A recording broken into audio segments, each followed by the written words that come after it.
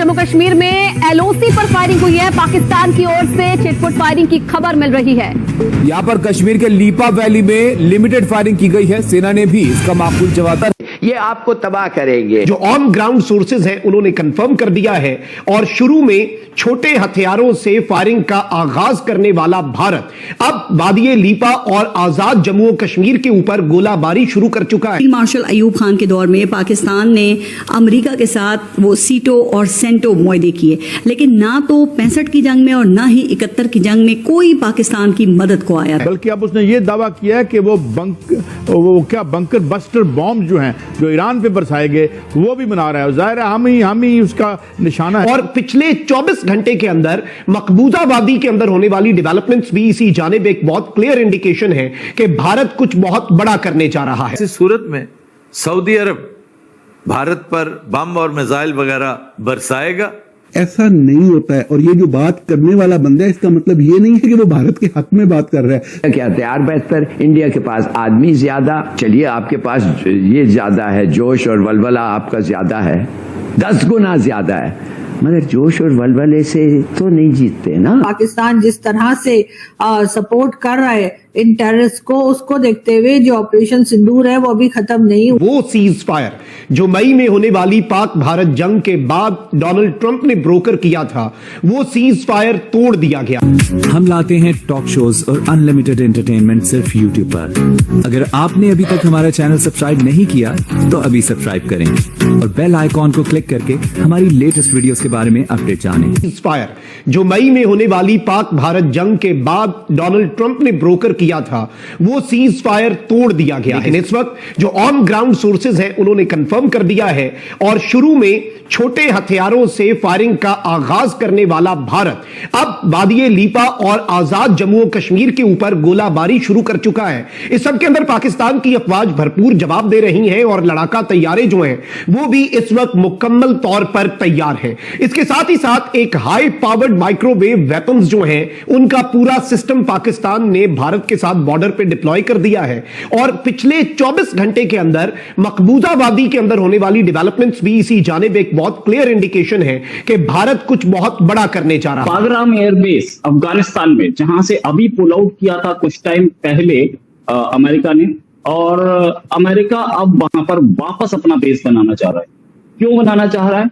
क्योंकि उसको पाकिस्तान पे भी नजर रखनी, ईरान पे भी अभी हमला करने की प्लानिंग है, साथ में सेंट्रल एशिया पे भी पूरी नजर रखी जाती है। बागराम एयरबेस पे जाने का मतलब कुछ कम नहीं, बड़ी चीज। दूसरी चीज कि तालिबान उसको वो बेस दे रहा है, जो तालिबान किसी जमाने में एंटी अमेरिका होता था वही बेस दे रहा है। ये बड़ी डेवलपमेंट है इस साउथ एशिया में, मतलब इंडियन सबकॉन्टिनेंट में। एक चीज और कि क्या है, सऊदी और पाकिस्तान का जो डिफेंस पैक्ट है उसके अगर हम कंटेक्स्ट में देखें इसको कि बागराम जा रहा है तो क्या मतलब है इसका, क्या इसके मायने हैं और पाकिस्तान के लिए कितनी बड़ी दिक्कत है, इंडिया के लिए भी हो सकता है दिक्कत हो, इस पे भी बात करेंगे। हमारे साथ है मेजर, लंबे अरसे तक भारतीय सेना में सर ने अपनी सर्विस दी और अब भी भारत माता की सेवा में लगे हैं आखिरी सांस तक। सर बहुत बहुत स्वागत आपका हमारी शो में। सर अमेरिका में जाना क्या मतलब है इसका? देखो रोहित, ये समझना पड़ेगा जो बागराम एयरबेस है अफगानिस्तान में वो स्ट्रेटेजिकली लोकेटेड है और वो काबुल से करीब 60 से 90 किलोमीटर के करीब है, नॉर्थ में है। वो जो सलार टनल है उसके नज़दीक है, नॉर्थ साउथ अफगानिस्तान को जो जोड़ती है। इसकी लोकेशन इसलिए ज़्यादा इम्पोर्टेंट है, एक तो ये जो एयरबेस अमेरिका ने बनाई थी जब अफगानिस्तान में था, ये सबसे बड़ी एयरबेस है साउथ एशिया में। इसके पास 2 बड़े रनवे हैं, एक 3000 मीटर, एक 3500, सब टाइप के एयरक्राफ्ट यहाँ लैंड कर सकते हैं। और अगर बागराम एयरफील्ड दोबारा लेता है यूएस तो इसका सबसे ज्यादा इम्पोर्टेंस होगा चाइना पे उसको नजर रखना, क्योंकि एक बात है कि उसको पता चीन बहुत जोरों से अफगानिस्तान में आ रहा है। चाइना जो अभी चाइना पाकिस्तान इकोनॉमिक कॉरिडोर है उसको भी चीन की तरफ ले जाने की कोशिश, चीन अफगानिस्तान में ले जाने की कोशिश कर रहा है। इसके बाद जो क्रिटिकल मिनरल्स हैं अफगानिस्तान में उसमें भी चीन जो ने इंटरेस्ट दिखाया है, बिजनेस भी बहुत ज्यादा चल रहा है चीन का अफगानिस्तान में। तो इसलिए ये जरूरी है कि अमेरिका बागराम एयरफील्ड में दोबारा जाए, जिससे चीन पे भी कहीं ना कहीं सोवियत यूनियन था जो पहले अभी रूस है उस पर भी नजर रखी जा सके, वो भी उसका एक मकसद है। तीसरा बड़ा इंपॉर्टेंट है ईरान पे।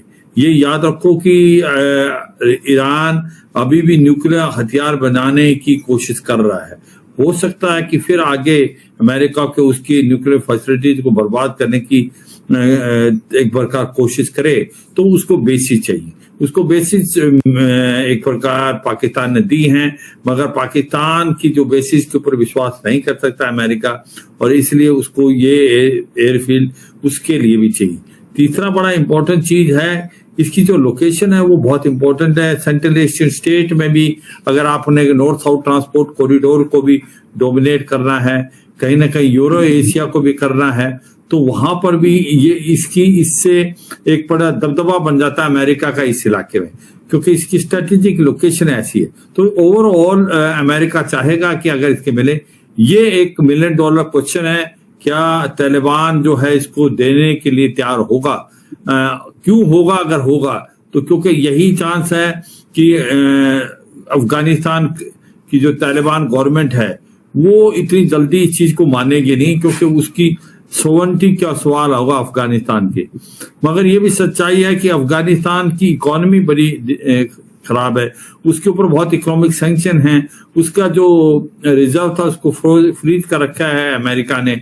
IMF वर्ल्ड बैंक लोन नहीं देता उसको, क्योंकि उसके अगेंस्ट केसेस बहुत हैं, और अमेरिका इनका एक प्रकार से करता धरता है तो उसको मदद कर सकता है। तो इसको मदद नजर रखते हो सकता है तालिबान की जो गवर्नमेंट है ये दे, मगर वाकई अगर मिल जाता है बारगाम एयरफील्ड तो ये बहुत बड़ी विक्ट्री होगी यूएस के लिए, और यूएस की ताकत इस इलाके में बढ़ेगी। इंडिया के साथ सऊदी अरब के अच्छे ताल्लुकात हैं, जबकि दूसरी तरफ सऊदी अरब के इलाकाई हरीफों में ईरान शामिल है, जो पाकिस्तान का हमसाया और दोस्त है। अच्छा, अब मजे की बात यह है कि सऊदी अरब के एक ऑफिशियल से रॉयटर्स ने ये सवाल पूछा, जिस पर जो सऊदी नुमाइंदे थे उनकी तरफ से ये जवाब दिया गया, बल्कि उन्होंने ये वाजे किया कि हमारे ताल्लुकात इंडिया के साथ पहले से कहीं ज्यादा मजबूत हैं, हम इन ताल्लुकात को मजीद बढ़ाते रहेंगे और जिस हद तक मुमकिन हो सकेगा खित्ते में अमन कायम करने में अपना किरदार अदा करते रहेंगे। अच्छा, अब अगर पाकिस्तान और इंडिया की जंग हो गई तो फिर क्या होगा? तो सेक्रेटरी खारजा एजाज चौधरी ने इस बात के ऊपर खबरदार किया है कि अक्टूबर में इंडिया हमला कर सकता है। अगर ऐसा हो गया तो फिर ये मुआहिदा और इंडिया और सऊदी अरब ताल्लुकात एक साथ कैसे चल सकते हैं? तो जनाब, ये चंद ऐसे अहम सवालात हैं जिनके अभी तक कोई वाज़ेह जवाब वो हमारे सामने नहीं हैं। लेकिन दिफाई मुआहदे पाकिस्तान के लिए ये भी कोई नई बात नहीं है। फील्ड मार्शल अयूब खान के दौर में पाकिस्तान ने अमेरिका के साथ वो सीटो और सेंटो मुआहदे किए, लेकिन ना तो 65 की जंग में और ना ही 71 की जंग में कोई पाकिस्तान की मदद को आया था। बल्कि 71 में आपको याद है ना कि पाकिस्तानी हुक्मरान तो बड़ी उम्मीदें लगाकर बैठे हुए थे कि वो अमेरिका का 7वां बहरी बेड़ा आएगा और पाकिस्तान का दिफा करेगा, लेकिन कोई बहरी बेड़ा वगैरह नहीं आया था। लेकिन मुल्क वो 2 लख्त हो गया। तो आपको ये वीडियो कैसा लगा कमेंट बॉक्स में जरूर लिखिए। इस वीडियो को लाइक कीजिए, शेयर कीजिए, सब्सक्राइब करना ना भूलिए आपके चैनल EFC और जेड को। मिलते हैं अगली वीडियो में। जय हिंद।